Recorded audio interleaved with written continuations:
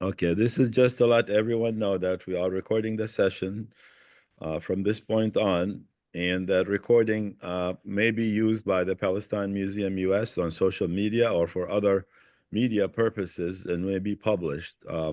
Anyone who does not want to be on the recording and does not want to be subject to that, they may leave the meeting right now. If you continue with the meeting, you hereby accept our terms for participation, which include the use of the recorded information as we described. All right, so much for that. This is like the safety announcement on the airplane. You have to go through it. That's right. Okay, so Well, let's welcome, start everyone. with Krista. Do you want to do a quick introduction to the Yael, because we've used up a lot of time already? Yeah, sure. We'd like to get right into asking you questions, but we're so honored to have you, Yael, join us at the Palestine Museum US.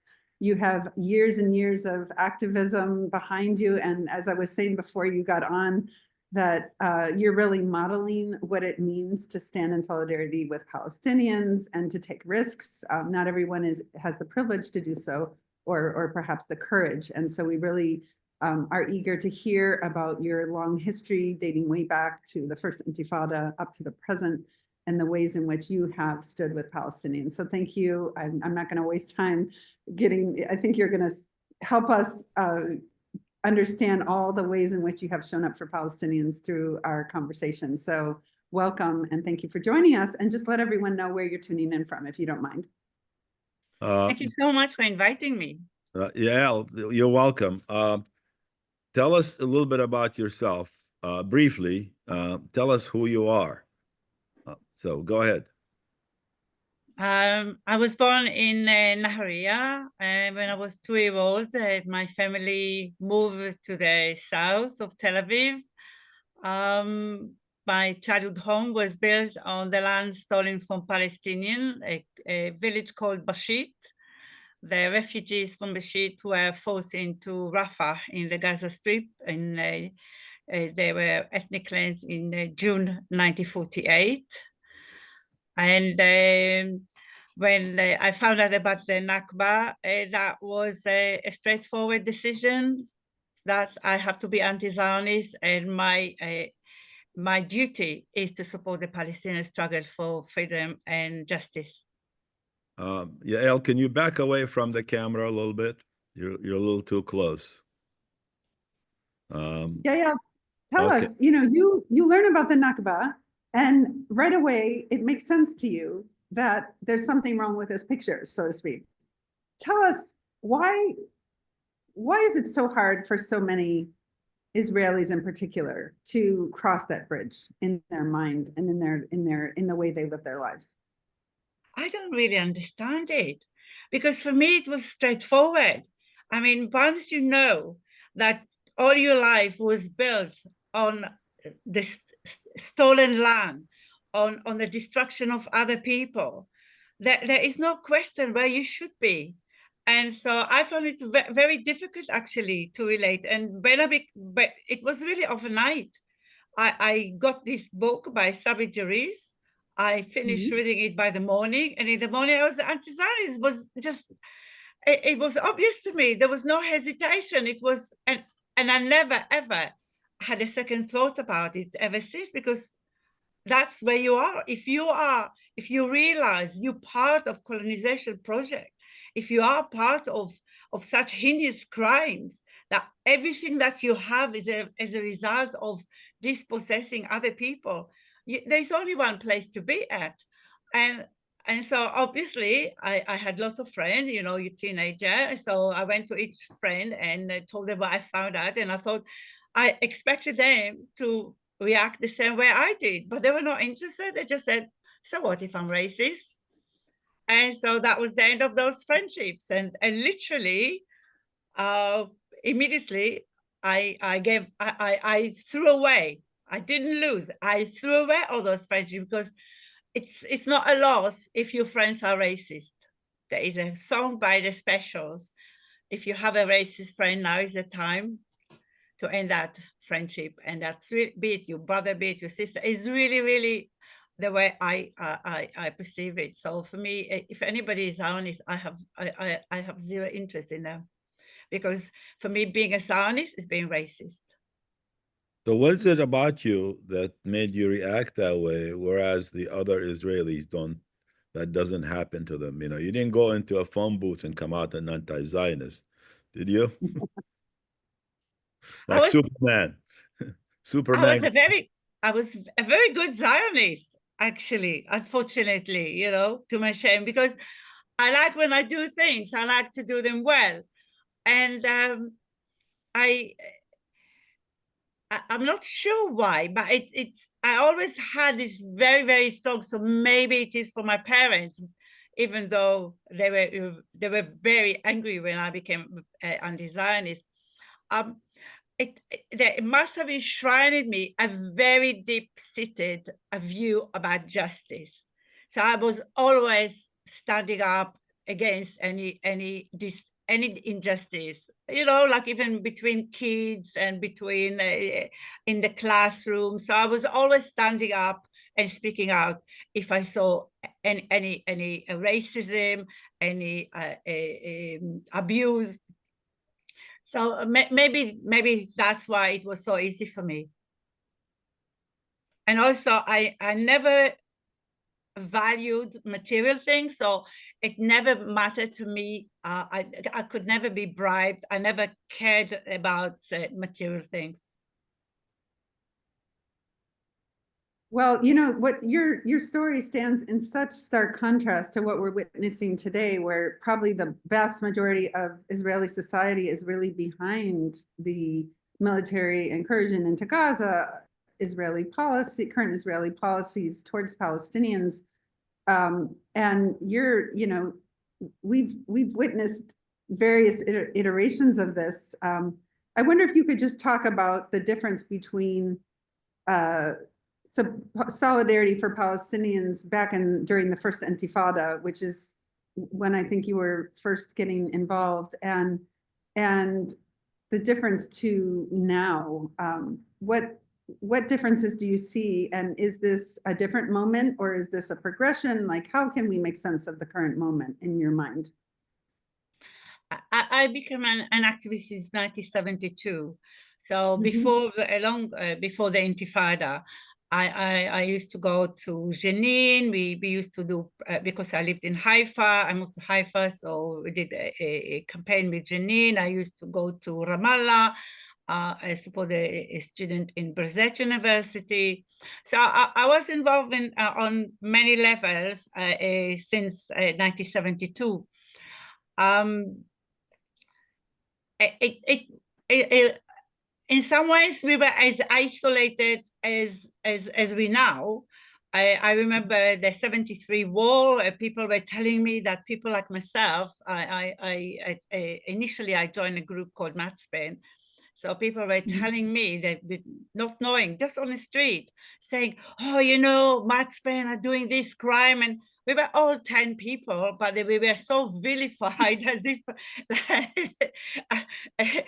Israel under threat by 10 anti-Zionists. Was Matzpen part of the Communist Party or not? Madafeh actually broke away from the Communist Party. When by the time I joined, they were completely separated from the Communist Party, and the way I knew them is a socialist anti-Zionist group. And so you know, sorry. No, go ahead. So so most of the time, like I was covering Haifa with graffiti with Anna Meir. We were going many nights and just covering. It's amazing. We've never been caught out. I was a student at the Technion. Boycotts to the Technion, really important. And I covered the Technion with the graffiti.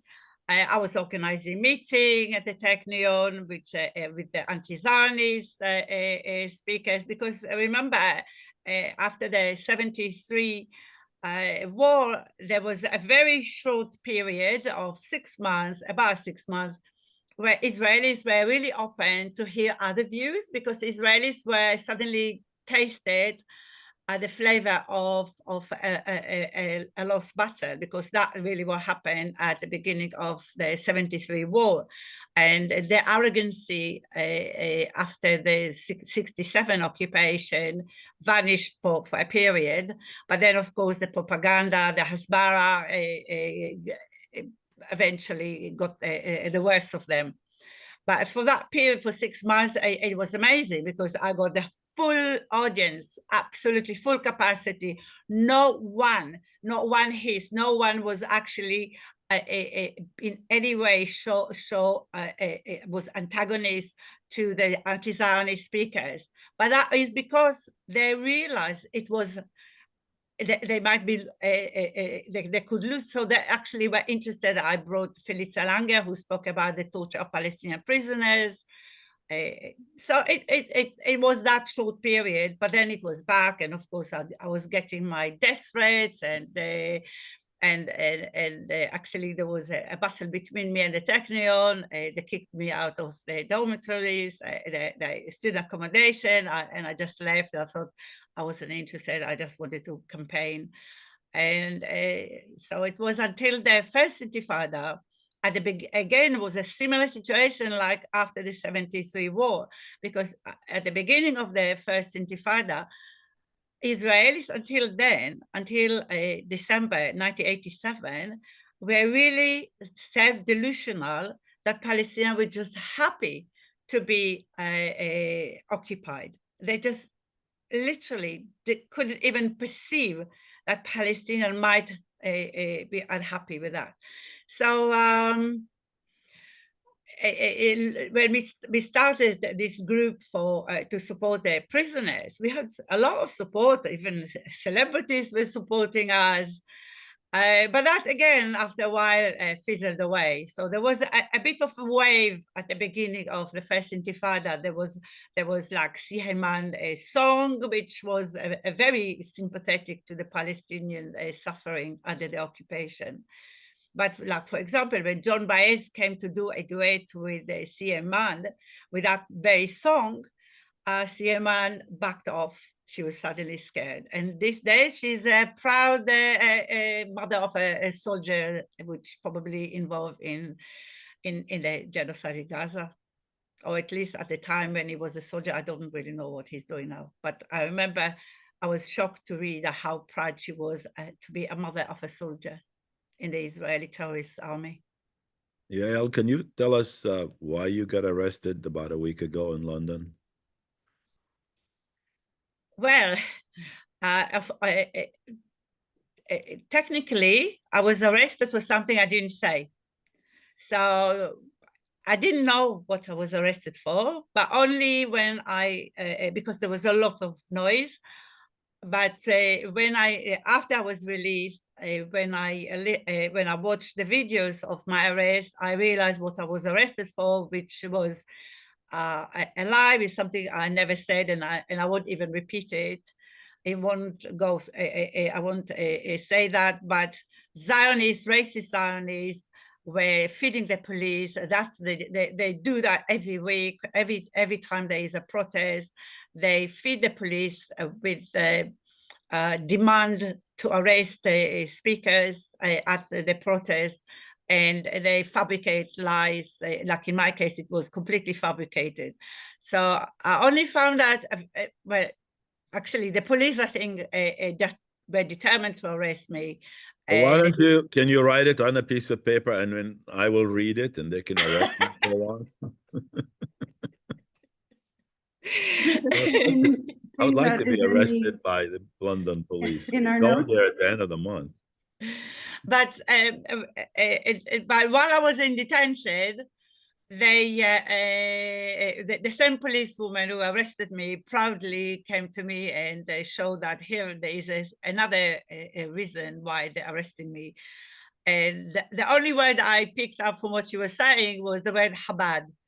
And indeed, I did a one-person protest against Chabad on Boxing Day on the 26th of December. Mm-hmm. And but I didn't really know what was the accusation. So only when I demanded, while I was in the cell, I demanded to have the paperwork. I found out that I was insulting a rabbi by saying to him the word Chabad, but he's a Chabad rabbi. And anyway, it was completely fabricated. What And does Chabad mean? Chabad is the name of well, I Religious don't know group. what to compare them for. It's a Jewish group, Yeah. used to be anti-Zionist, but now that group is a forefront of the Zionist project. They have tanks in Gaza with a flag. They are the first one to occupy a house in Gaza. They did it in the Bet Hanun in the north, and put a big banner on it, Chabad House Gaza. They are the first to go to the occupied Syria just a few weeks ago, and declaring that they're going to do illegal settlement in Syria. They are fascists to the extreme. The rabbi called Netanyahu to bomb Al-Shifa hospital. They called to colonize and build illegal settlements everywhere. And so they are part of Israel now, which expansioning even further, building the Third Reich. But why don't they arrest him instead of you? Exactly, exactly. And not only they're not arresting, they were protecting my local MP, Dame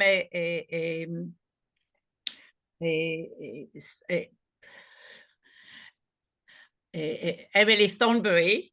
Sorry, I just thinking of her. She is really enabling of the genocide in Gaza. She was actually justifying the Israeli from the beginning of starving Palestinians, of depriving them of water, of cutting the electricity. She's in the forefront of this genocide. So Emily Thornberry, our local MP, member of the British Parliament, she demanded that the police remove me because these 100 or plus Chabad supporters felt threatened by me. But the police this time they didn't arrest me, although the previous year they did try for again when I protested against Chabad. And the British regime is totally in supporting of the genocide. So they're committed. They are really not prepared to do anything about Chabad. But it's not just the British government, it's our local authority. I live in Islington, and the Islington Council, the Islington council was giving this public space for Chabad, and the council was represented at the event as well, and in official capacity. So it's really the British regime at every level is supporting the genocide. Now, when I was at the Oxford debate, I wasn't a participant, but I was a guest of the participants in the debate, and we were all shouting stuff to the Israeli team there, and some of them started writing stuff down and looking at us and having our pictures taken. So I'll bet you there's a folder on me from that event. I have to be careful when I go back. Maybe I should go to Poland instead. But Yael, you raise a really good point. You know, whether your arrest was about something you said legitimately or not, certainly more and more people today. So to interrupt you, in the end, I was interrogated about something that I've been saying from the 13th of October 2023, from the first week of this genocide. And I said every day, and I said in both in writing, it's also on my window. And I always say that Nazi Israel, because that's what Israel is. Israel, absolutely, for me, in no way, it's actually worse the Nazis that did the Holocaust in Germany, in which many of my members of my family were exterminated. But the Nazi Israel is worse. It's worse in many ways. Did the police know that you're an Israeli? Yes, they do. And Not that I didn't, when they arrested me, I refused to give them my name and the date of birth, address. Obviously, I refused to give them any details. But yeah, they had they had everything. So they know. How did they figure out who you are? Sorry? If you didn't give them any information, how did they figure out who you are? I don't know. I don't know. Actually, after my previous arrest, I didn't give them my phone number. And just over a month after I was released, the previous time when I was arrested for exactly the same word, for saying at that time, because of written Nazi Israel, I had a phone call from Prevent, which were telling me that I was at risk of being radicalized. So I put online that there were 51 years too late that I was radicalized by the Zionist terrorism, finding out about the Nakba. So is the expression from the river to the sea, is that not allowed? Would you get arrested for that in London? Well, they used to. Funny that you mentioned that. So when I was arrested in the 4th of November 2023 for my poster in Nazi Israel, after nearly 24 hours when they released me, they gave me back all my posters. I had 3 posters actually on me, and they gave me back those posters. So I put the same poster with Nazi Israel on me, and I did shout, "From the river to the sea, Palestine will be free," outside the same police station. And they didn't come out to arrest me. Yeah, well, we have it as part of the name of our exhibit in London. It's the art of Palestine from the river to the sea. So they can't arrest us for that, I don't think. They'll have to arrest all the artwork that's inside. Well, nothing will surprise me. But initially, at the beginning of the genocide, they did threaten a protester not to say "from the river to the sea." Absolutely, that was, they actually approached many protesters and threatened them not to say that. But they arrested people for having the Palestinian flag. And they came, before I was arrested on the 4th of November 2023, 4 policemen came especially to tell me to take down the Palestinian flag from my window, which had been already for more than a year there. But of course, I refused. I think we need to take them to the international court for what they did to us in Palestine, what they did to our fathers and grandfathers and mothers and our relatives. Because what they did, it was all crimes against humanity. Well, as an Israeli, I particularly feel that we Israelis owe apology to every Palestinian. And it is so outrageous that the Israelis have the audacity to complain of us in any way facing Palestinian resistance, because we Israelis are actually, it's our duty to support the Palestinian and the support, and to support the Palestinian struggle for freedom, for justice, because we live on the land that was stolen. In my case, I don't live anymore on the land stolen, but that's where my childhood was, on land stolen from Palestinian. And every Israeli benefit from the ethnic cleansing of the Palestinian. So we Israelis have no right to say, oh, but we want peace, but the Palestinians don't, or the Palestinian rejected this or that is outrageous offer. Because really, we should be ashamed. We should be ashamed of what is done in our name, with our support. As I said, as a child, I participated. They incorporate you already since childhood. They took us as children to a Palestinian village. I have no idea where it was because I was so young, and they demanded, and children are obeying, that we sing at the top of our voices, "We brought peace upon you." It was such a actually abuse of power. It was such a actually almost military, and it was such a, I just can't imagine what it was for the Palestinians to see these children sing as if they sing about peace, when actually it was just a show of power, that even you have to obey even young children. Every Israeli was involved in one way or another. You can't be Israeli without being involved in the oppression of Palestinians.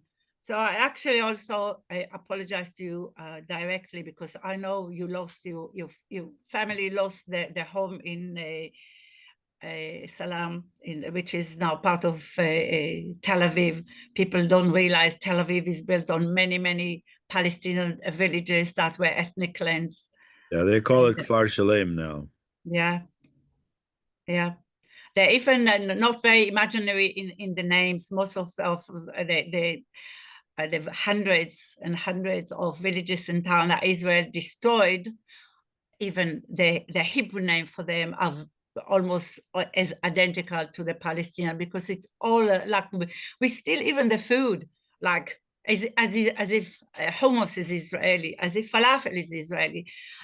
Everything is we're not just stealing the land, we're not just stealing the water, not even everything, every aspect of Palestinian life we are stealing. I'm sorry. Yeah. So, Yael, you've been living in London and the UK for a long time, right? Yes. So, what is your take on the policy towards Palestine in the UK?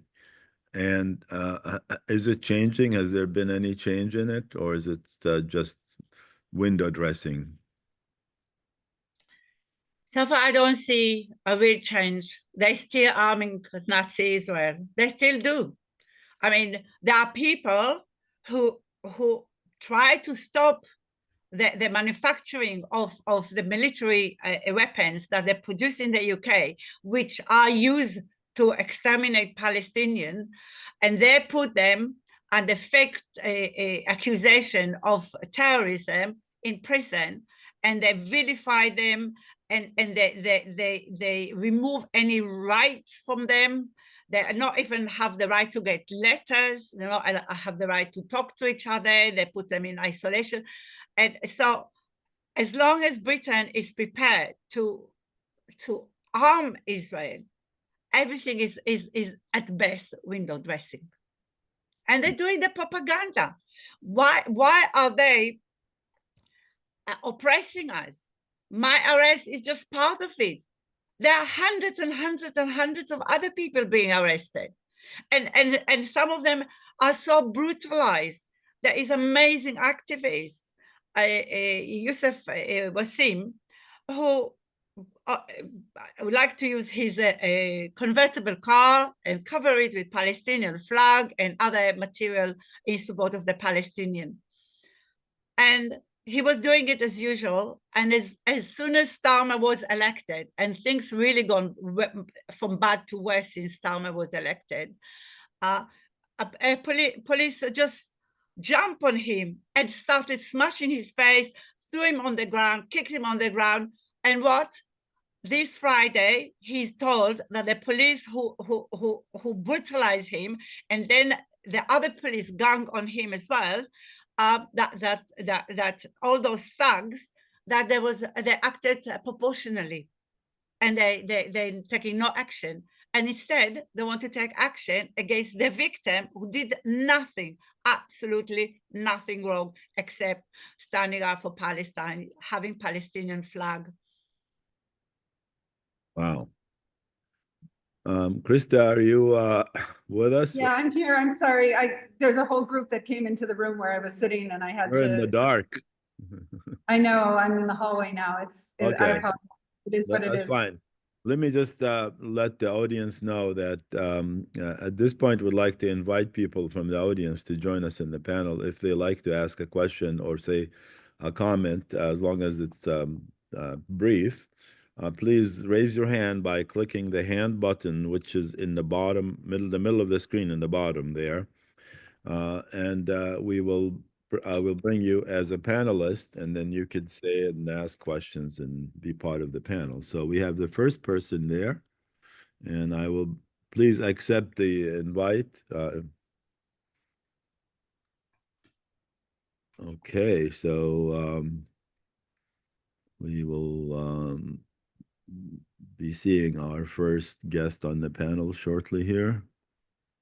And it is Ishaq Aslam. Please start your video and unmute yourself. Yes. So Um, 2 seconds. Mute, unmute. the video is in the bottom left corner of the screen. There's a video camera with a red line. There you go. Is there There anyone? you are. I hope you can see me. Can you get some light on you? This is the best I get in here. I do apologize. So do you have an iPhone with you? Hold on. There we go. We got a nice little picture behind me. You could turn the light on your iPhone on towards you. Anyway, tell us who you are. Tell us who you are and where you are, and then what do you have in mind? Okay, my name is Ishaq Aslam. I'm from Glasgow, Scotland. My first meeting with Yael Kahn was when she was being abused by the Israeli Zionists. I had a Palestine stall in Glasgow, Scotland, directly in front of the Israeli Zionists. So there used to be a lot of battles going on there. One day I seen this young lady, Yael Kahn, walking up and being abused. I never knew who Yael Kahn was.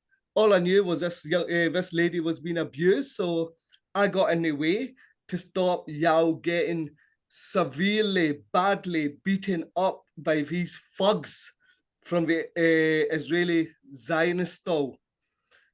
I'm glad I managed to get there just in time. There is a video. There is multiple videos of what happened to Yael on that day. But one of the things I wanted to do was ask Yael a question. So we seen your arrest just over a week ago. I could see that you were handcuffed behind your back, and the police some of the police were pulling you to the left. Some of them were pulling you to the right. Have your shoulders recovered? Because I know it took me well over 6 weeks for the pain to dissipate. So I don't know how you're feeling just now, Yael, about your, like the pain over here and elsewhere, but you might have suffered as a result of that arrest. And, others might not have noticed, but you were definitely pulled in both directions. When they arrested me in 2023, in November 2023, it was much more brutal actually, and I was less resisting. Because I started by saying, the sign not coming off, you can arrest me. They still yanked my arms, and actually for months I could hardly use my left arm. It was very painful. But this time she tried to arrest me. She tried to put the handcuff, but she didn't succeed. She didn't succeed. Good. She did not succeed. So in the end, they took me without handcuff this time. Okay, so what's just like hands tied behind your back? I'm okay. I'm okay. But so, it's nothing like what they do in State Man to the Palestinian, the sadistic torture, like Dr. Mengele there, that they do what they do to the Palestinian that they kidnap from Gaza. Absolutely. We always have to remember whatever we suffer is nothing like what the It's nothing. Palestinians suffer. Absolutely, absolutely. It's nothing compared to that. Can I add another? I know there's other people waiting to say stuff, but can I add another comment, Faisal, please? Sure. And that is, there are hundreds of Israeli weapons companies in the UK, the US. In the UK alone, there are 400 companies related to the Israeli Zionist white supremacist terrorist regime, right? You go to any of them, you're bound to get arrested. So you were saying you were up for arrest earlier on, there's your opportunity. Not that I was shut up on you, sir. Thank you. We have Bernard with us. Bernard, please tell us who you are and where you are. I am. What you have in mind. I'm in France. I'm a French engineer with 56 years of experience in the Middle East, including Gaza, where I was working about energy management with some municipalities. And I have experience in the whole Middle East, and I know the history, I know the details, I know the society. So I know the international law. The only article of the UN Charter is Chapter 7, which said that UN Security Council at all time the power and the obligation to bring back peace. And Chapter 7 has been used only so far only against Saddam Hussein when he invaded Kuwait. And he has to withdraw within 6 weeks, and against Gaddafi also by some mistakes and abuse, and also against Daesh. And it's still the resolution against Daesh and other jihadists is still valid. So what we need is to write a draft resolution which can be solve the problems. That means Palestine being a state member of the UN with territorial continuity and with all the Israeli army bringing back to his home without any destruction. Also, that Israel will recognize that in 48 there were a plan to expel as maximum of Palestinians, and also there will be a limitation, a voluntary limitation of the number of Palestinians expected to settle again in their own village or in the Israeli state.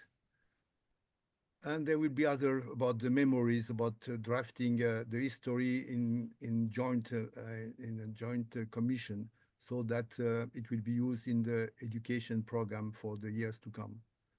And there will be also the compensation will be financed by the international tax, global tax on the fossil fuel, on the financial transaction, and on the sales of weapons. So these are the key issues. Territorial continuity and this what I mentioned. So this draft has a chance to not be vetoed by the US because it will solve the problem and end the war. And of course, I am also an energy specialist. I know that since 100 years, all this conflict has been generated by the will to control the Middle East, because Iraq, Mesopotamia has the cheapest oil, and Iran has the cheapest gas in the Gulf. Interesting. Well, thank you so much. I am just the last word. I'm shooting. I wrote and I'm shooting a film, a fiction film, about half an hour, just to promote this idea of the UN Charter resolution. Interesting. Yeah, we'll be interested when you have it done. Yeah, I will make a version in English, in Russian, in Arabic. I know Arabic quite well. Yes, marhaba. Well, Bernard, what you're saying is really is illustrative of what should happen. And what Yael is saying is that the whole world is really turned on its head. People are defending genocide rather than holding the perpetrators accountable. No, our many people, they know the society, they don't know the history, you know. That's all. We are electing president without any knowledge of the world history. That's why it's the same for Macron. Macron is very talented, but there's no history. And his first advisor, you know, the first advisor Mitterrand since 7 years, or 6 years. Her mother, his mother, was was born in Haifa in 32. So she's a Sabra. Now she's passed away 2 years ago. So what the history that knows Macron is the history by a girl with 16 years old in 48. So for a Jewish girl in Haifa in 48, their friends were fighting against Arab terrorists, or Arab refusing that our settlement there. So, you know, that's why Macron doesn't know anything. And of course, the US president doesn't know anything, and the same they don't know anything. And it is done like this to elect people with no previous knowledge of the history. Yep, that's true. Okay. All right, we have Richard Ronner. Richard, you keep your video on? You know, I've been trying to turn it on. I'm sorry. I can't turn it on. I don't know why. Is your icon in the bottom left? Does it have a? Yeah, it has the red slash through it, Okay, and so just click on it once. yeah, no, I've done that. And what happens? What happens when you click on it once? It goes back. That's Well, fine. Go ahead. Tell us about who you are. Okay, I look a little like you, Faisal. I'm a 75-year-old man with white hair, Jewish man, in New York City. And I'm going to get emotional about this. This has been a very difficult thing for me. Mhm. I've been an activist for a long time, and you know, here in the U.S. for anti-racism, for democracy, for third parties. We need more choices because our government is so gotten corrupt. So, you know, if I can, let me move to my question. I would like to hear Sure. Yael's opinion on this. I hear, excuse, I'm sorry, just get emotional. Take your time. We're here to listen to what you have to say. I hear from people like Ilan Pape, who says that we're seeing the beginning of the end of the Zionist project. And I only hope so much, because I don't want a Jewish state. I don't want a Jewish homeland. I want a place that's has equal rights for all the people there. And we should, you cannot have peace or happiness or nothing on stolen land. So I guess I want your opinion, Yael. And it maybe in the long term, but not so long. I'm just wondering what do you think about what Ilan Pape says?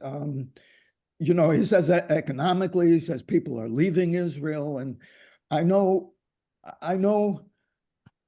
I've heard, and I'm very glad that the young people in this country are so on the money on this issue by and large. It seems like my family is not, but but many young people are, and there, I myself have a visceral reaction. In New York City, you see people ordinarily wearing, you know, walking around wearing yarmulkes. I recognize that I have a reaction to this now. I just assume, I guess, that they're Zionists, but who knows? But so I want to hear what you think is the prognosis for Israel from this, what the fallout will be. First of all, like you, I actually spent this morning crying.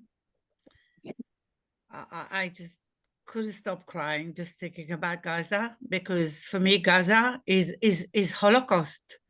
And I was just thinking of the Holocaust 80 years ago, and that's now the children, the people, the babies, the mothers, the fathers, everyone in Gaza is being terrorized 24/7, deprived of food, deprived of shelter, been using on them, experimenting on them the most heinous weapons. So yeah, I was crying this morning. It was difficult. I stopped crying because it's just so painful to see what Palestinians are suffering. It's just like, it's so horrendous. But I always say that since I became anti-Zionist, that every Palestinian should have the right to choose if they want to go back, and if they don't, to be compensated. But Israelis should not have any right to limit how many Palestinians and where they're going back. And Palestinians, like Faisal, should have the right, if they want to go back to Salam, it's their choice. And every Palestinian should have that right. And for me, no solution, no future is without that, respecting that Palestinian right. The right of return. Sorry? The right of return. Yes, right to return. And it is only Palestinians who have right to return. We Jews, that it's not right of return, it's right to colonize.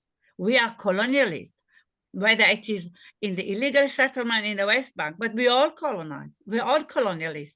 Where I grew up, it was obviously before the 67 occupation, but also, even before Israel was created, they already started colonizing, as Faisal said, with the British who enabled it, the British who destroyed Palestinian resistance in the Palestinian attempt to resist the Zionism and the British occupation in between 1936 to 1939.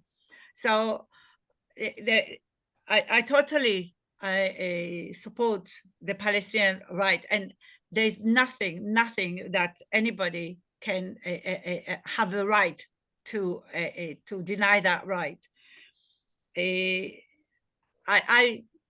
My view, being an anti-Zionist, is that as long as there is Zionism, as long as Zionism is in force, Palestinian will never be safe. The whole Middle East is never safe, as we can see. Now they destroy Syria, they're occupying part of Syria, the Chabad, calling it Habashan, which is a biblical name, and they're saying that's now part of the greater Israel, the Third Reich. And so for me, the future has to be without Zionism, and absolutely only equal rights for people. And I actually was in tears when I first time heard Ilan Pappé speaking and saying that Zionism will be defeated. I hope it will be in my lifetime. I hope we won't have to wait too long, and they exterminating so many people in the meantime. And I think that what is important is that movement that there is in New York, that there is in London, because I usually walk in a street in London with Palestinian flag and my posters. I have about 100 different posters I made since the 13th of October 2023. And all of them, of course, completely against the genocide, but different aspects of it. And I always meet the majority of people I meet with massive support. Even on my way back today, I was just coming off the bus, and a woman heard me, and she was just coming off. She said, "My husband is a survivor from the Holocaust, and he would have appreciated what you were saying." And that is the majority of people support the Palestinians. Majority of people are against the Holocaust that Israel is doing in Gaza. But the regime, they are totally committed. They're still committed. Instead of apologizing for Balfour Declaration, for the Herbert Samuel, which started to implement Zionism, instead of apologizing to the Palestinians and compensating the Palestinians, they are all the time fully behind, fully participating in this genocide. Yael, I've just previewed a new documentary that was made by Carl Sabar. I don't know, do you know Carl? He's in London. Yes. And it looks really good. I think we're going to try to screen it. It's a brand new, and it uses photographs from the Matson collection as the background for the information. But it really talks about the role the British had played in supporting Zionism and enabling the Nakba, basically, and some very horrendous quotes from some of the British characters in the film about derogatory racist references to Palestinians. Those references were not factual, and they were wrong, and they were just being very racist about it. We hope to screen the film soon. And for Richard, I don't know if you've been to the museum yet in Connecticut. I think it may be worthwhile taking the train sometime and coming to see the museum. I am definitely going to come and visit, and I will let you know when I'm coming. I will say hi. I would love to say hi to you. Yeah, I'm happy to pick you up at the train station and bring you to the museum. So just let me know. Oh, wonderful, wonderful. Right. I don't know. Tell me, do you have people waiting to speak? Because No, you have time. Go ahead. Go ahead. I just want to mention a little piece of history. I've been involved. I came to New York in 1988. I was from Connecticut, Hartford, actually. Mm-hmm. And I came for a political movement here. So I don't know if people know, but they can always look up. It was a controversial movement because we were serious about building something in this country that could change things. It was led by a man named Fred Newman, and Lenora Filani was a very public face of the movement. She was a Black developmental psychologist who ran for president. We ran her for president in 1988 and 92. In 88, she actually became the first woman and the first African American to be on the ballot in all 50 states for president. Fred got into writing plays. We had a theater here in the city. And he wrote a play back in the, I don't know, early 2000s named No Room for Zion. It was about the, I will get emotional. It was basically about the abandonment of Jews by Jews who were moving up maybe out to Long Island and, becoming more secure and wealthy. And the abandonment of some Jews, poor Jews, by Jews, and the abandonment of others by Jews, particularly the Black community and the civil rights movement here in this country. In this play, he wrote, and he and Lenora Filani were vilified for this. They were pilloried, castigated. He wrote, and this is 20 years ago maybe, that the Jews have become in service to the West, murderers, mass murderers of people of color. And even people who followed him, we said, wow, that's pretty heavy. That's, isn't that but it was, of course, it was true at the time, and it's more true now. So I just want to mention that little piece of history. And it didn't get, I don't think it was widespread, but it did get published. He had a book of plays that got published. I think the name of it is Still on the Corner, which was the name of one of the plays. All right, thank you, thank you, Richard. Just let the audience know that anybody who would like to speak, please raise your hand, and we'll give a couple of minutes to see if anybody's interested. In the meantime, let me show you something for fun. So I'm going to share my screen, and we are going to this page, and you can see this post here on the left. I'm going to refresh the screen so we'll see how many. So we got 1,473 views since like a couple hours ago. And let me play you, I think, to turn it on so you can see what they're saying. I'm going to turn. Ambassador, who's an advocate of a greater Israel, refuses to recognize the Palestinian state, defies all the UN resolutions that have been passed about how we can secure that peace, and she still remains in this country. Why aren't we expelling the Israeli ambassador? Why aren't we expelling the Israeli ambassador? We have an Israeli ambassador who's an advocate of a greater Israel, refuses to recognize the Palestinian state, defies all the UN resolutions that have been passed about how we can secure that peace, and she still remains in this country. Why aren't we expelling the Israeli ambassador?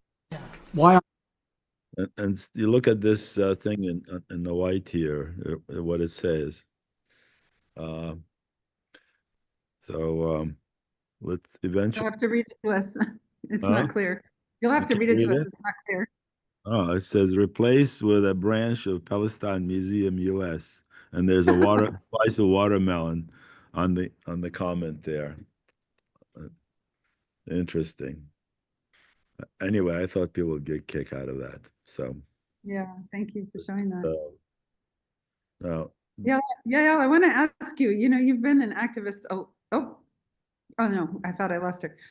For such a long time, and there's never been more awareness about the history of Zionism, about the dispossession of the Palestinian people. And yet the political pushback against Palestinian rights and anyone who supports them has never been greater. Where do you think the change is really going to come from? Some people in our audience are asking, why can't we do more with international law? I know there probably has been some movement there, but with your wisdom as a longtime activist, do you have any hope that the world will be set straight somehow, and that Palestinians will one day have a future in their homeland, be able to live with dignity and their rights in their homes, on their land?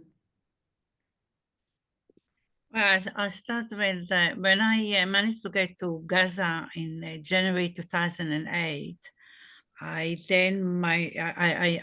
went through Egypt. I traveled through Egypt, and after being a couple of days in Gaza, my conclusion was that Israel is going to genocide Gaza. So I've been living with that. Actually, I dropped everything. I hardly been sleeping since. Because I realized that Israel a plan is to annihilate the Palestinian, and so I'm very I'm so moved to see this massive movement now, and people are still persisting, and obviously the regime, like the Starmer regime, they feel threatened by us. Otherwise, they wouldn't do all this arrest, wouldn't waste so much resources and keeping us in prison, in changing laws so that they can even oppress us more. Because I although we don't see the immediate result, in the sense that the immediate result that we want is Israel out of Gaza completely, and free food, free everything to Gaza. And then because everything was destroyed in Gaza, obviously the only solution is for them to go back home Jaffa, to Haifa, to every place where the ethnic cleanse from Beersheba. But if you see the movement, even when I was detained, the massive of support that I had, there's so much. So much love and so much commitment, and people were there 24/7. There was all the time. There was throughout the night. It was very cold night. I can't complain. At least I was in a warm cell. They were outside in the cold, and they were absolutely not giving up. And they keep shouting, and they keep surrounding the police station, and they keep all night shouting and doing massive banner, because it's such a vibrant movement, and that's why they keep and now they're trying to destroy us in lots of different ways, like even cause in fighting. They're trying, but we are still so united, we're so strong, we're so committed to Gaza, because we know what is at stake. So for me, especially being now 52 years campaigning, for me, I never had such experience that there is such a massive movement. And so I think it does make a difference, and that's why they're trying to stop us from doing the demonstration, the national march this next Saturday. This Saturday coming in London. The UK regime is trying to stop us. But like when you have a group like Palestine Action, who actually take direct action and smash factories, they started with just a red pen, a washable red pen symbolizing the Palestinian blood, but there is a lot more straightforward campaign trying to actually destroy part of the factory so that they cannot operate anymore and produce those weapons. So, and that movement also is spreading to many other countries of the Palestine Action, with taking direct action against Elbit and other producers of weapons which are used in the extermination of the Palestinians. So I know that it's not immediate. You know, I wish we could just, with our hand, go to Gaza and protect the children there, protect the babies there, protect the women there, protect the men. It's just what they're going through is hell. It's really worse than in a Holocaust, what they're doing to them. It's just unimaginable. The brutality, the sadism. So I wish we could do immediately something which will be more directly making a difference. But unfortunately, it is already 100 years of colonization of Palestine. So unfortunately, we can't save as many lives as we want. But if it was going according to the Israeli plan, their plan, because they produced a document, a government document, which was dated the 13th of October 2023. It was very, very detailed document, and that document said that the plan was to force the Palestinians from Gaza into the Sinai Desert. And my view, that was indeed the plan already in 2009.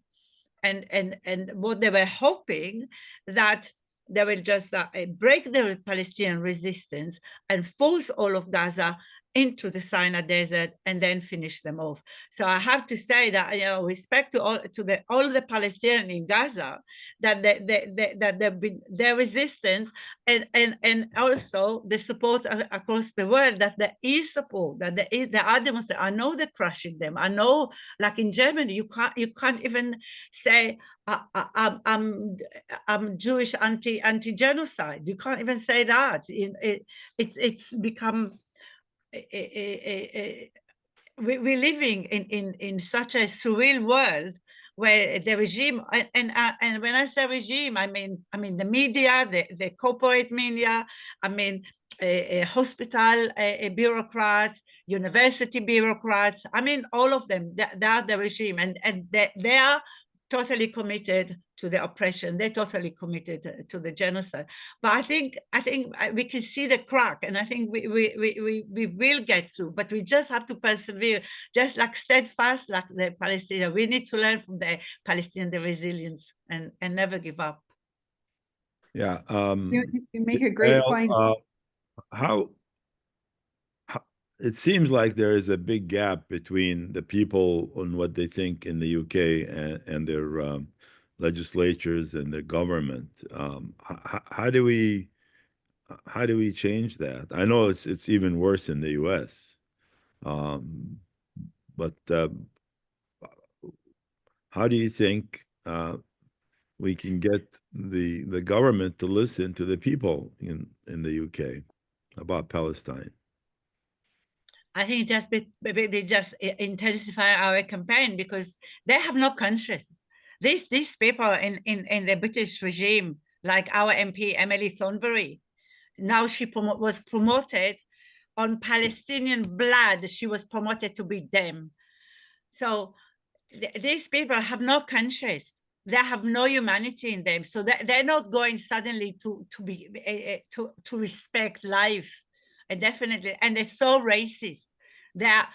We speak, they're all the time talking about anti-Semitism. Obviously, they are anti-Semite as well, but mostly they are anti-Palestinian. We have to accept that being anti-Palestinian is the worst racism now exists, because what it means that is you're supporting genocide, and genocide is the ultimate. Right. So they will just be, we will have to force them. They're not going to do it as long as they feel that the pockets are going to be aligned with the money, and the Zionist lobby are bribing them, and they go cheap. They don't care. They don't care about humanity. So we just have to, at every level, including at the level of local authority, not just government, at every level, we have to keep pushing. That's the only thing that we can do. Thank you. I don't see any hands raised, so I think we will be wrapping up here in a minute. Wanted to thank Yael for joining us. Oops, there's a person changed their mind. I mean, okay, Len, you need to accept my invitation to become a panelist if you'd like to speak. All right, we got a yes this time. And please start your video and unmute yourself. Perfect. There you are. Hi, I put a question in the chat. I was hoping that Yael could give us a little bit more history about Madafeh and how it started and what the status is now. And because to have socialist anti-Zionists in Israel was very important for our solidarity movement here. Lynn, can you tell us a little bit about who you are and where you are? I live on Cape Cod. I live in Mashpee, Massachusetts. I started doing Palestine solidarity work in the 1970s. Yes, spent time in Palestine, in the Middle East, and then I was for many years a staff person of the Middle East Research and Information Project, and I had many visits to Palestine, and I knew Leah and Michelle, and I was hoping to hear sort of what the movement is there in Israel of the socialist Zionists, socialist anti-Zionists. Sorry. I have to say it's always been very weak, and it's still very weak. It has no impact whatsoever, except as I said, in 1973, 74, we were like particularly perceived as the hate figure, and it doesn't have impact, and it's we again, as Israelis, like, for example, because I was always an activist, because I was like campaigning against the torture of Palestinian women prisoners, because I was campaigning against the administrative detention, etc., sexual abuse of prisoners.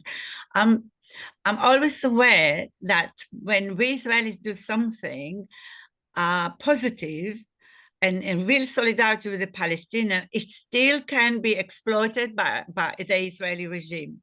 I'll give you an example. I was invited in 1990 to give a talk in Newcastle upon Tyne in north of England. And the Zionists tried to cancel the meeting with me. They called me Lord Ho-Ho, and but eventually the meeting was reinstated. So I was talking about torture. I was giving details about torture of Palestinian women. And the Zionists were saying, oh, the very fact that you can speak here proves that Israel is democracy. So even as we have to be careful that we not inadvertently use to be the fig leaf of Israel, of the Zionist project, of the so it's double-edged, but the really important thing that there is so little resistance in Israel now that there is genocide. There is so few that, yet there's massive oppression. That's also true. They were in Haifa in particular, they're particularly heavy-handed, even more than in Tel Aviv. And the police, they were saying to the activists, go to Gaza, meaning go to be murdered in Gaza. That's the only meaning of it in these days if you go to Gaza. And so there is oppression, there is threat, but very, very few, I mean, the reason, okay, I didn't go into it, so maybe it's relevant. The reason why it was so easy for me to overnight become anti-Zionist was because as a child, I always asked myself, what would I have done if I was in Nazi Germany, but being a German, not a Jew? Would I have the courage, like many Germans who did risk their life? Some of them were executed for that, for feeding Jews. So it was always my question, would I have that courage? And you don't have Israelis that would do that. Yeah, for me, when I found out about the Nakba, I realized I was a German, and Israel is the Nazi Germany, and even before the current genocide. But it's really like we're not really we're not really doing much. There's so little. We have to take risks. People were prepared to be executed to rescue other to fellow people, yeah, other people in and they knew the risk, and Israelis are so little prepared to do anything. Yeah, Israelis lost their job. Israelis there was always like I had a woman who was in one of the group that I was involved in Haifa. Her ex-husband, not even a husband, her ex-husband once participated in a protest. Therefore, she was not allowed to be a teacher of children, of not even school, preschool. So the oppression was there, but there is no a real commitment that we really, like, people should have, if Israelis were out in the street against the genocide, but the people who are out on the street in Israel, they're not against the genocide. They're bragging about, oh, and tomorrow I'll be bombing Lebanon, bombing Syria, whatever, because they don't see the basic. They have some differences with the regime. There's some differences, of course, with Ben Gvir and of course with Netanyahu.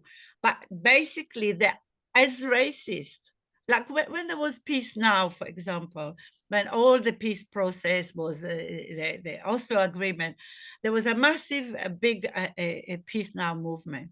But they were as racist as the illegal settlers. They didn't want among them Palestinians, because Palestinian a citizen of Israel, because that, in their view, it was contaminating the ranks. I remember I went to some of in the first Intifada. I was trying to fundraise to buy some food to take to refugee camps under a military closure in Gaza. So I was trying to get some money in those demonstrations against the oppression, and people were just saying, "Oh no, let them die until there is a political solution."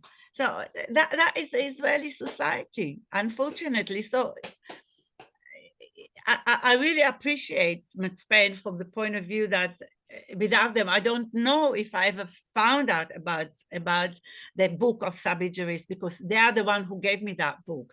And it was Sabri Juris' book that was so concise, so precise, that completely changed my life and really let me know what the truth is. But there is no, because it's difficult when it's society that is actually profit, benefit, and the racism is so pernicious. The apartheid is so deep that even anti-Zionists sometimes come with such racist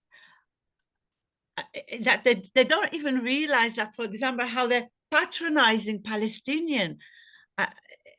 I was in sometimes in situations that I just wanted to bury myself, the embarrassment that my fellow activists did not realize how patronizing they were just because they were Israelis and the other were Palestinian, or like an anti-Zionist, I won't mention his name, just going to a Palestinian village and standing outside this vegetable shop and just eat he's supposed to pay for it. He's supposed to buy it. But we saw that there is such a ingrained in us Israelis that we're entitled to take anything for Palestinian, everything. I trained to be electrician. I decided I didn't want to have an academic career. I wanted to do something which more useful to people. So I trained myself to be electrician. So I volunteered to do the Women's Center in Haifa to do the rewiring. And that would have been in the 1980s. And the boxes, the electric boxes, still had gold coins from the Palestinians from 1948, because they thought they'll come back to those houses. They're just temporary. That's what people do. There is war, people go, and they expect to come back. And we know that Haifa was in particular subjected to terrorism by the Zionists in order to ethnic cleanse Haifa. And so we just, even myself, you know, I remember going to beautiful places in Palestine, eating this delicious sabah, and not even thinking, hang on, this sabah, you know, this delicious sweet fruit, actually somebody planted it. And this fig tree, somebody planted it. So it's such a culture of thieves. So sorry, I know you wanted to hear something more positive, but Thank you for all that you do. I appreciate it. thank you. We all do a lot. We all will never give up. Thanks, everyone, for joining us today. We still have 106 people listening to us, which is really a great turnout for this show. I think this is the most we've had on the show in a long time. We've had close to 125 people. These are not people, actually, they're 125 households. In many places, it's like a couple of people that are listening together. So, and we want to thank Yael. I'm glad I met you in London. So that was good. Sorry about my hard love trying to get you guys to listen to me and sit on on Zoom. Can I just say, I noticed one of the people that making comments, so obviously they are logged on, is a consultant, Suyang. Suyang was a doctor in Sabah and Shatila in Beirut at the time of Sabah and Shatila. Yeah, And she's amazing, amazing. If anybody want to follow somebody who is courageous and persistent, Suyang is amazing. yeah. I hear Still, she's coming. I hear she's coming to the U.S. Next month or so. So we're gonna try to snag her for to stop at the museum on the way. So that would be great if she is she still on? Did you say she was on? Let's see, it would be under S. Oh yeah, Swee's still on. How about let me Sweet, do you mind coming on the panel and say a couple words? All right, excellent. And if you can start your video and unmute yourself. Yeah, I'm here. Okay. Unfortunately, yeah, it's so nice to hear you talk again. Can you raise yourself up a little bit or change the angle? Yeah, that's much better. Okay. Okay. You look blue to us, but you know. Never mind, it's my laptop. I just can't get. I'm technologically challenged. Yeah, it's So you so may want nice to take listen to Richard you. and Lynn off so that we can see Sui better, because there's so many people on the screen. Hello. Well, if we all quiet when she talks, she'll fill up the screen. Right. Okay. Never mind. It's just so good to listen to Yael. There is a wonderful interview Yael just gave, I think something like 3 weeks ago, but I just can't find the link. I was trying to look it up, but I'll find it and send it to Faisal, okay? Yeah, I think I've listened to it already. That's Yeah, but the rest of us haven't. okay.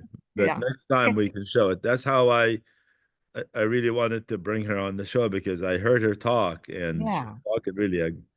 That was we will screen that sometime. Okay, that'd be great. Sui, are you? I hear you're coming to Massachusetts to give a talk next month. Is that true? It's in March. March. Yeah, the actual lecture itself is on the 6th of March. Yeah. But You know, we're only 2 hours by car from there. really? Yeah. So Okay. can we get you to come while you're there, like either before or after? Are you flying into Boston or you're Yeah, flying? flying to Boston, but then I can't do a Sunday, isn't it? No, we could do it on another day. It doesn't have to be on. Okay, right. What All I'll right. do is I'll come and pick you up actually by car and then bring you back, so it won't be a problem. Okay. Okay, sure. So let's Yeah. let's connect offline. Yeah, I just have a small area of concern. This is really bugging me big time because the latest trend is that they will arrest people and don't allow bail. In other words, they just arrest our activists and put them in prison. You know, this is not, they are not even charged. They don't know what the charges are, no trial. So before anything, they could have done about 6 to 8 months in prison. So it's a pre-trial imprisonment or imprisonment without trial. Is that legal? Yes. Well, in UK, I think Israel it is, but I don't know about in UK. I mean, Israel does that. They call it administrative detention. Yeah, we are doing it now. So that's really causing me concern because, you know, like the students on the encampment, you know, they get arrested and before you know it, 4 months already in prison. That is a lot to take. And then they might have their charges dropped. So you see, it's entirely punitive. Yeah. Wow. Yeah, it is bad. It's That really is serious. bad. Yeah. How do they get away with that? Yeah, I don't know how to get away. I don't know how to work it out, you see. They get away with genocide, so they get away with that. Yeah, Yeah. the amazing activity, especially Palestine Action, that they're just holding in prison, and they have been charged, but without trial. Before they've been convicted, they're already spending many months already in Yeah. detention. They're denying even to receive letters. They're not even allowing them to get the letters that's sent to them. It's such oppressive.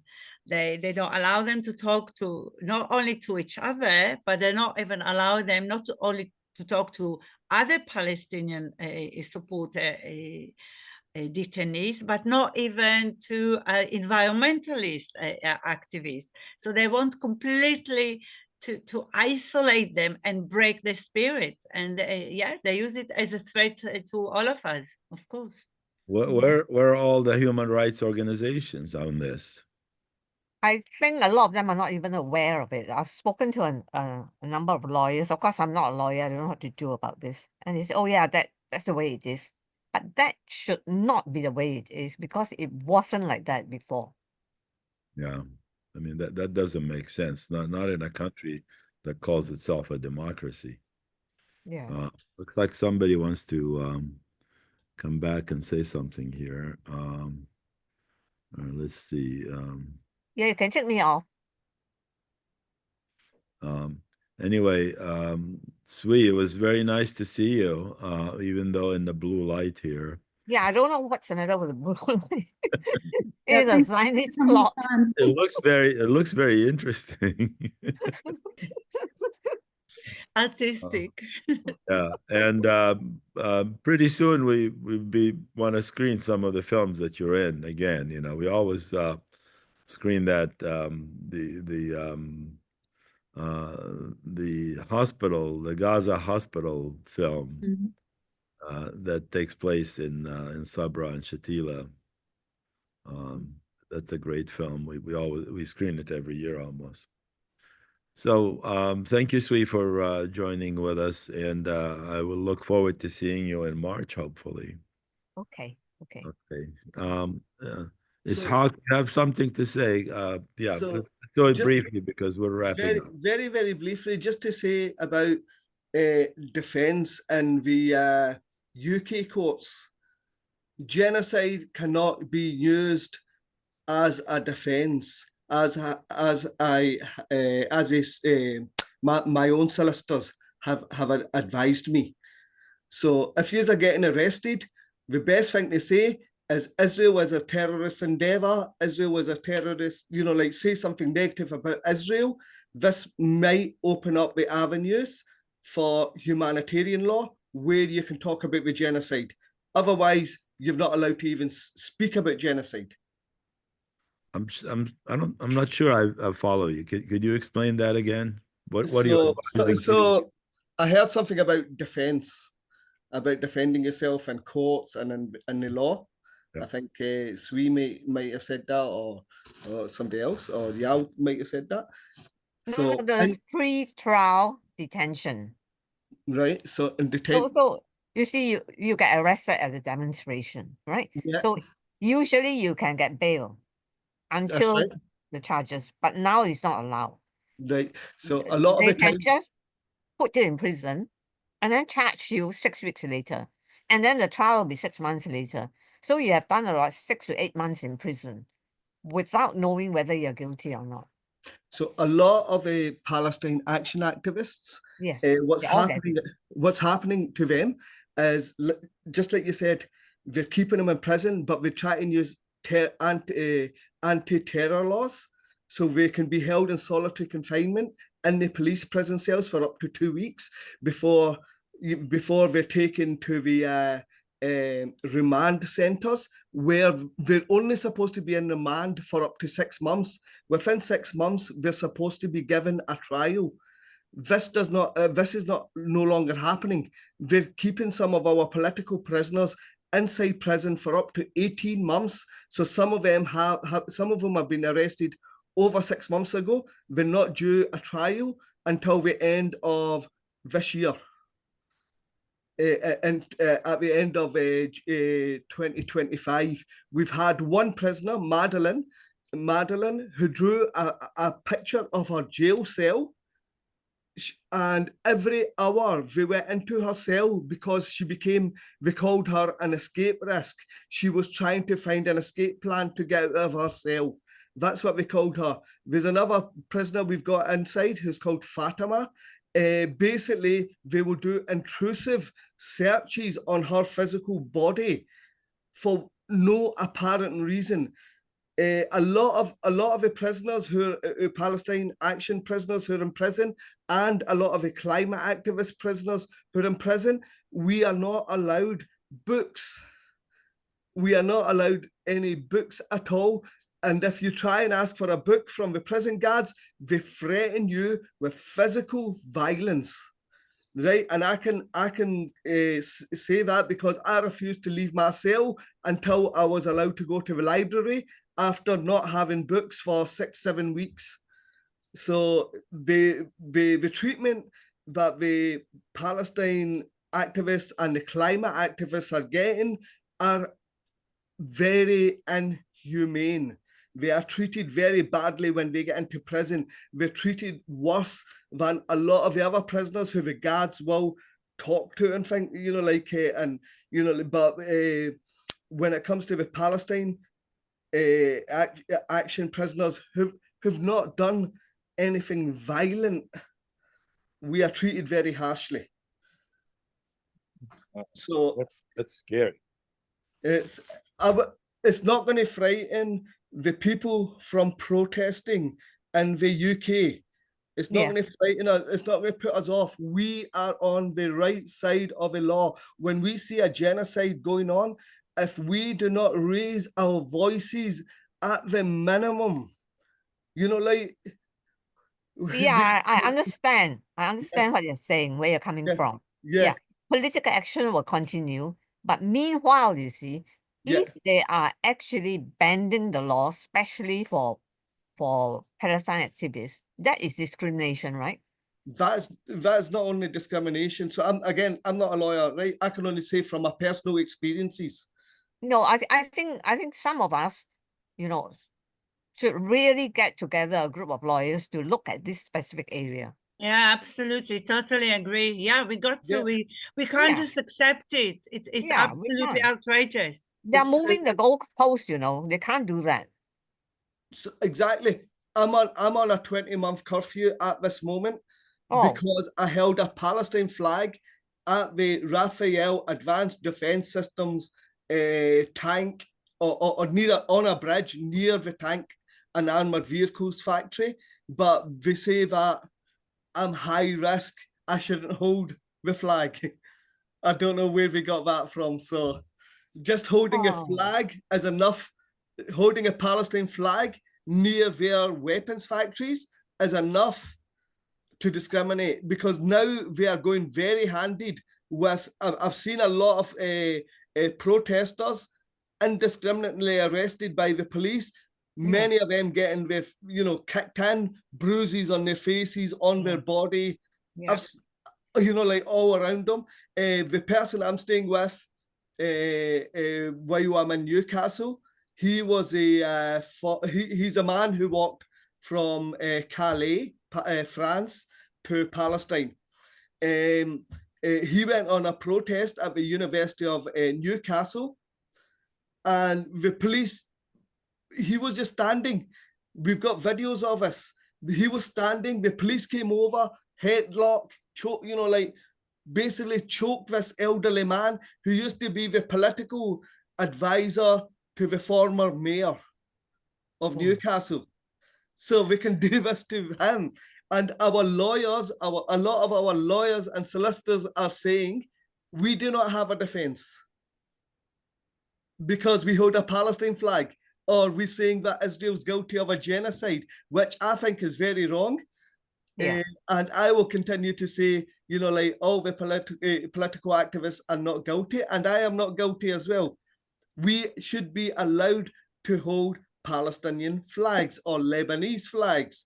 If the Israelis can hold the flag of genocide, we can hold the flag you know, like of Palestine. Yeah, I agree. Yeah. We're on the same page.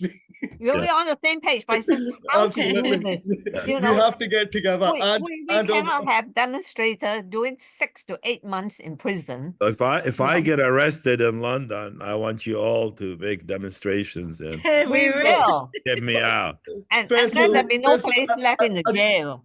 And you ask us to facilitate your arrest. Yeah. Well, Oh. thanks I want you- everyone I want for, you to for kick me out. demonstrating your courage. Let's not We will forget not that. be deterred. We will not be deterred. And No. we'll always put Palestine first before our own liberty. Yes. That is the way. All I want to do is replace the embassy with a museum. That's it. Habibi, I'm with you. Yeah. Just We get me a are with sledgehammer. you. Get us a sledgehammer. Yo's front line. I'll be right behind you, Yo. No, we just deal with art. That's all. Yes. We make art. Yo and myself. We just have art, and we'd like to show the artwork. That's it. Yeah.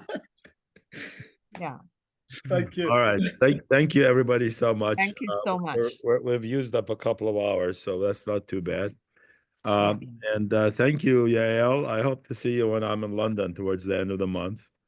And then we'll be in touch. And Sui, I'll contact you offline about coordinating the visit. Okay.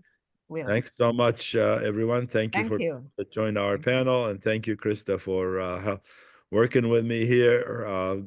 Great job, everybody. And at the end, we say "Ma salama," which means goodbye in Arabic. Masalama. مع Mashallah, السلامة. everyone. Bye. Thanks, everyone.